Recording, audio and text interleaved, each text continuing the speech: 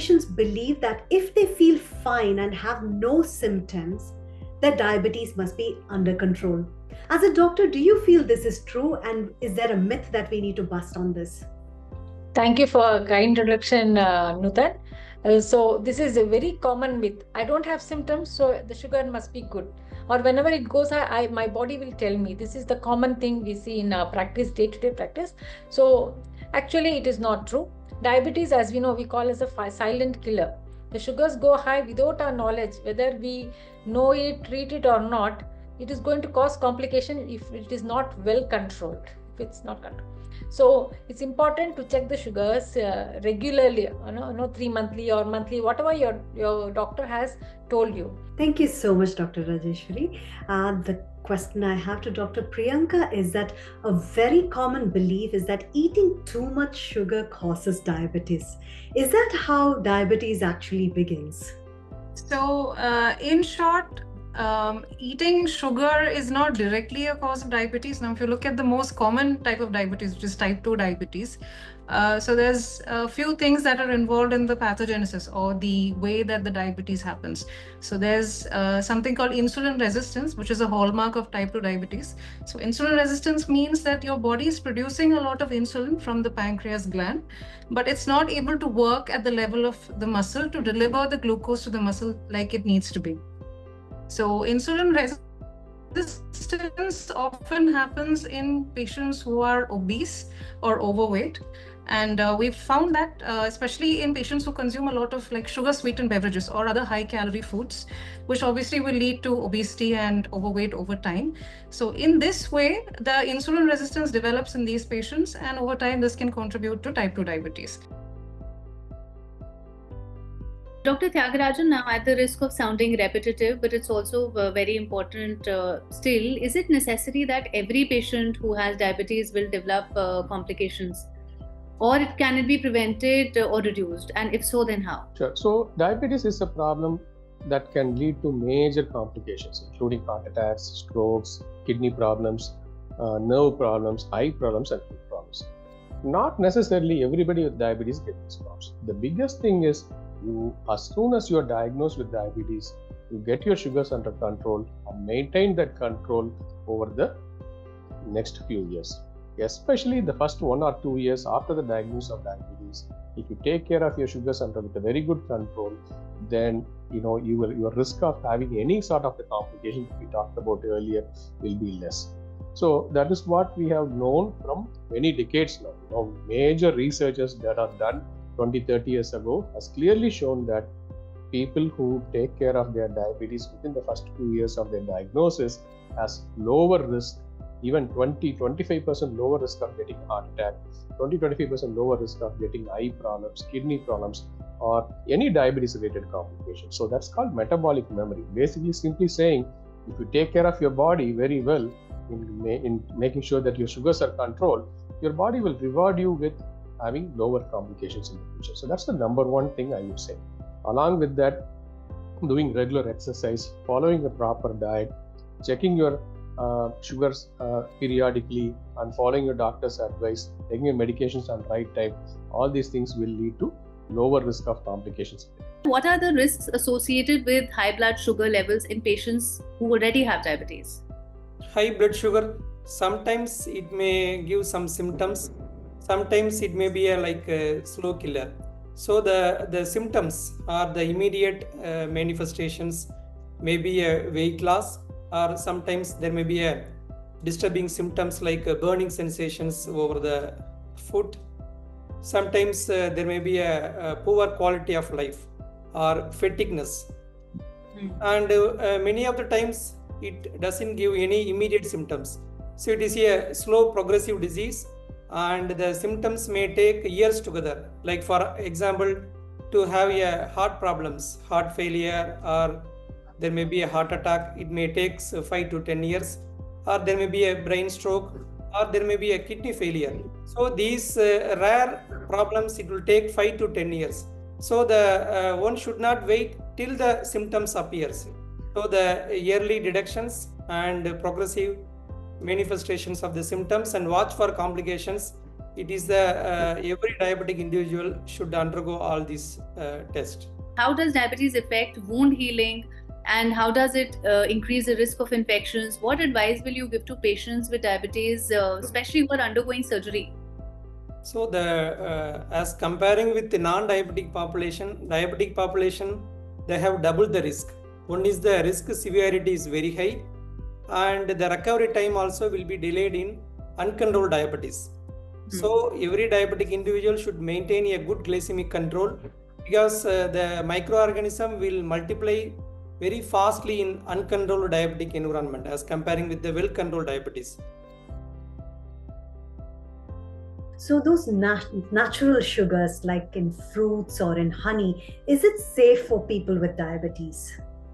Yeah, I think that is one important question we must consider. And sugars from fruits, it is usually the fructose. So that is different than glucose, and the glycemic index is low for this natural sugar in fruits. So it helps in that way for the glycemic management in diabetes. And fruits, they have their own other benefits as well. So antioxidants and other micronutrient components are present in the fruits, and we can say fibers will be we can get fibers from the fruit. And so the fruit natural sugars are always better than other types of sugars. That is one. So I usually tell it to the patients when they get a craving for the sweet. I think fruit will be the better option than the other sweets. That is one. And second thing is we have to prefer the whole cut fruits rather than juices, fruit juices or canned juices, something like that. That is one. Second thing is in the fruits also, what type of fruit, that is important. So high sugar containing fruits like mangoes, very sweet fruits like mangoes, grapes, these we should try to avoid. Instead of that, the high fiber containing fruits like oranges, mosambi, pomegranate, guava, these type of fruits are good for diabetes. So those we can have, and I think fruit intake, at least it is required. So at least 2 or 3 times in a day, we can have the whole cut fruits. That will be a good idea for the diabetic patients. That is one. And regarding honey, again, we can say honey as a, nutritive sweetener, we can say. So it adds a sweet taste to any food, but definitely, again, the content in the honey is again fructose, that is good sugar, but 40-30%. So how important is meal timing and frequency in managing blood sugar? And should patients follow set meal schedules and fast? Yeah, when it comes to diet, first of all, I will little bit go astray. It has to be traditional diet. Whatever the diet you are following, it should be from your family kitchen, which you have been eating since your childhood. Don't make cross changes so that it will be difficult to follow those things. And accordingly, it is basically the portion size which is very important in diabetes control, and that has to be followed. In whatever kind of food you are taking, it should be with respect to the portion size. Now it comes to the frequency of meals. In India, people usually prefer to have meals during around 10 a.m. They take the first meal, and then in the evening, late evening, 6 to 8. This is what most in the rural areas people are habituated of eating, and their diet usually doesn't have a breakfast or a very stereotyped lunch or dinner, and in between the snacking pattern and all those things. It goes well for mild diabetic patients who are on very mild medicines, and the sugars are also well controlled. They can go with the traditional pattern of eating. But when you are on higher doses of, suppose, secretagogues, like our drugs which are supposed to be more powerful, or insulin, then we are a little bit worried, because the medicines are till date, they are not smart. They're not smart enough to detect the person who's taking the medicine, now he has not eaten up, so I should not act. We are aspiring, we are dreaming to have medicines which are smart medicines in that category. In future, we'll have it. But right now, our patient needs to be smart enough with when he is consuming those medicines or he is on insulin. So what we do is mostly we say breakfast, and suppose breakfast is around 8 a.m. We ask them to have lunch around 12 or to 12 to 1, in between, somewhere around 10, we'll ask them to have a fruit snack. Ideally, a fruit snack, any of the fruits which Dr. Bua has rightly pointed out. And I still remember one of the intelligent person from UK. He once said, God has made this citrus food sweet just because He wants that you should have those fibers which are incorporated in that food. So I'm usually not in favor of juices. It should be the whole fruit, which is very important. And the lunch and dinner, there's again the span is around 6 to 8 hours. So in between lunch and dinner, around 3 to 4 p.m., you should have tea with 25 grams of around something like makhana, chana, peanuts, something like that in a form of a small snack. And suppose you're taking dinner by 8 to 9, so by the bedtime you can have a cup of milk. So especially for ladies who are turning around, who are around perimenopausal age group, this a cup of milk will help with respect to calcium and all. So this is how the dietary pattern and frequency goes. And be mindful with respect to your eating patterns. What do you think? How can family members effectively assist in blood sugar monitoring without overstepping? Because it's such a thin line, and one really needs to take care whether not to overstep. Right. So thanks for having me on this panel. I would say that though we come to this world alone and go away from this world alone, but we live in a societal environment with our family members and caregivers. Many of our patients often tell us that when he or she is diagnosed with diabetes, she sometimes feels alone and feels that she or he has to fight this battle out alone. We need to understand that here we have a lot of role with the caregivers around us, family members around us. The first point I would say is they themselves should learn about the diabetes properly, whatever they should know for giving care to that particular patient. Second is obviously there is a thin line, as you mentioned. Some people live in a joint family. There are certain issues that elders often think that the younger generation is intruding too much into their diabetes control and privacy. Okay. So there should be a little bit of demarcation to what extent I can go and help the particular patient to deal with the diabetes. For that, obviously, need to understand what medications have been given, how to check the blood sugars, when they should be checked, and most importantly, if some, God forbid, emergency happens, sudden hypoglycemia happens. Many a times, the kind of diabetes they have might be extremely acute, and also all kinds of people are different. There might be people who are extremely difficult to handle as well. Now, in these scenarios, what strategies ensure that the caregivers maintain their own well-being to avoid a burnout? Because continuously being somebody who's taking care and who's giving also becomes difficult for a sustainable period of time. So this is what all the panelists were speaking. Make changes in everybody and create changes gradually. Do not be abrupt. If you are abrupt, those changes seldom sustain. So gradually make your own lifestyle disciplined, and if you continue in that disciplined lifestyle for long, then it will be the new normal. So that's one point. Having said that, yes, the burnout, these discomforts come. So here we need to make our patients independent gracefully. Okay. So if our patients are independent to lead their own life so that they can dictate their dietary terms as being prescribed, number one, they can manage the hypoglycemias on their own. If they can have their self-monitored blood glucose monitorings on their own, you are almost done away.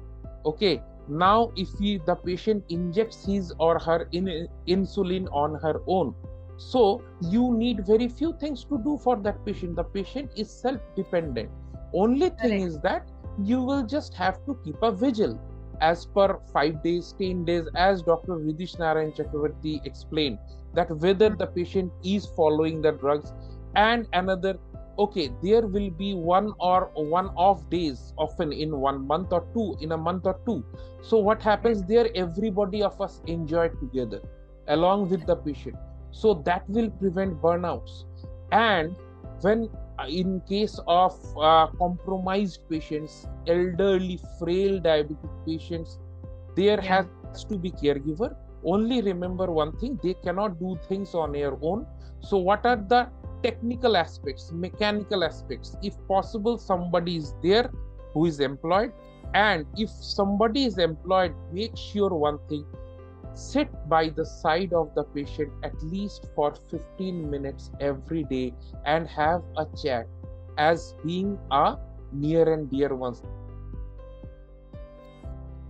How does stress impact blood sugar? Can my blood sugar go up just because I'm stressed? Stress affects everything. it affects everything from top to bottom. So what I would suggest, see, mind and body is not different. Okay, they are intensely, very inherently connected.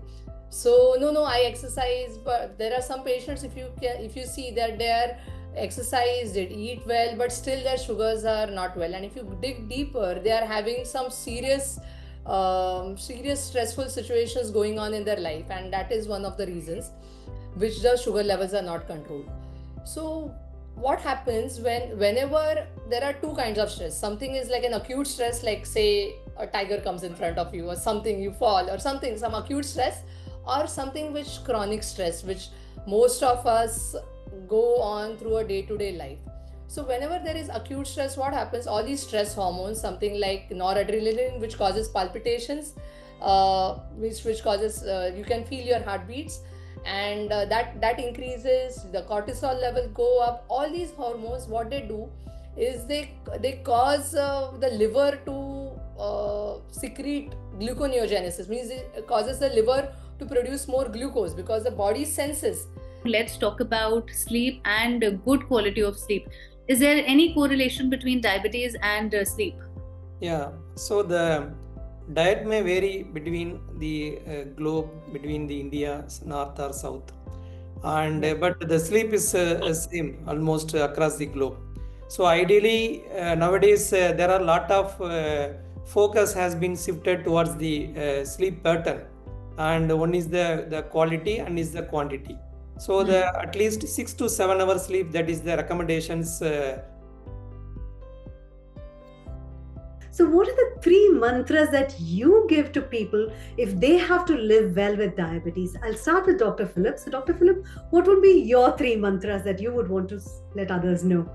The first mantra would be that you make sure that you have a good diet and have a healthy lifestyle, as well as use your medications as advised by your doctor.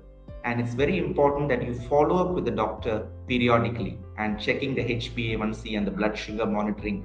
That's crucial. That's my first mantra. The second mantra is losing weight is always helpful, especially most of the patients with type 2 diabetes are overweight or obese. And if you lose weight, we can reduce your medications, your insulin doses, and I think that will be good for you. The third is it's not just only about blood sugar. Well, let us not be too focused only on the sugar. Most of us who have diabetes are patients. They also have problems with cholesterol and high blood pressure. And it's important to address the blood pressure, the cholesterol levels as well. And getting full control of that only will lead to reduction in complications of diabetes. So you need to follow up with your doctor because there are many issues to handle side by side along with diabetes control. First mantra is lifestyle. That is the foundation for any treatment for lifestyle diseases. So whether it be diabetes, hypertension or cholesterol, very healthy diet and exercise is the first mantra. Second, take your medications for diabetes, blood pressure, cholesterol, because all they form the trinity of all the most of the maladies for currently. The third thing is follow up with the doctor, regular medication, sugar check, blood pressure, and also screen for the complications of diabetes, like looking at the retina check every year, looking at get the feet sensations and blood circulation every year, and also look at the renal complications, we call as albuminuria, to look at the urine albumin leak and the kidney function or the creatinine test annually or as suggested by a doctor. That's very important, so that we also look into early stages of any complication and try and reverse it if possible or prevent further progress. And Thank you so without much, Doctor. eating, they can live a definitely a lifestyle. So it means just discipline. That's it. So I agree with everything the other esteemed panelists said. I'll just condense it down to number one, make smarter food choices. So like Philip sir said, opt for low glycemic index foods which don't spike your blood sugar very high. Avoid sugar sweetened beverages. Avoid processed foods like things that are made of maida, often stuff that you get in a bag from the supermarket. These are the sorts of things that you should avoid.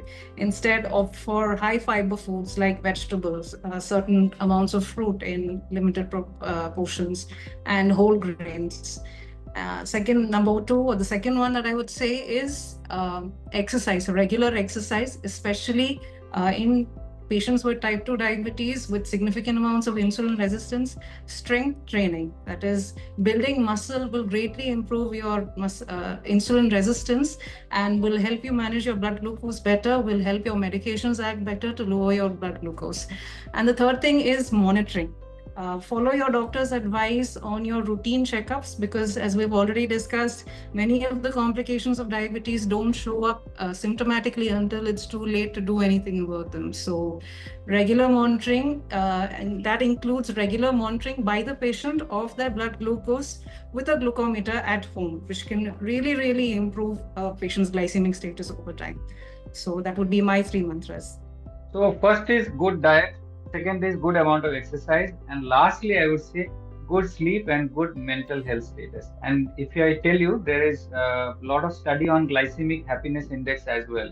That means how much happy you are, that has a lot of bearing on your diabetes management as a whole. So diet, exercise and good sleep and good mental health will actually click the entire thing. Yes, this message is specifically to the person with diabetes. I think they should believe that balance is my strength, balancing everything, diet, exercise, work-life balance, everything. So balance is my strength, the first key. Second is knowledge is my power. If I have enough knowledge to deal with my disease, 90% of job is done.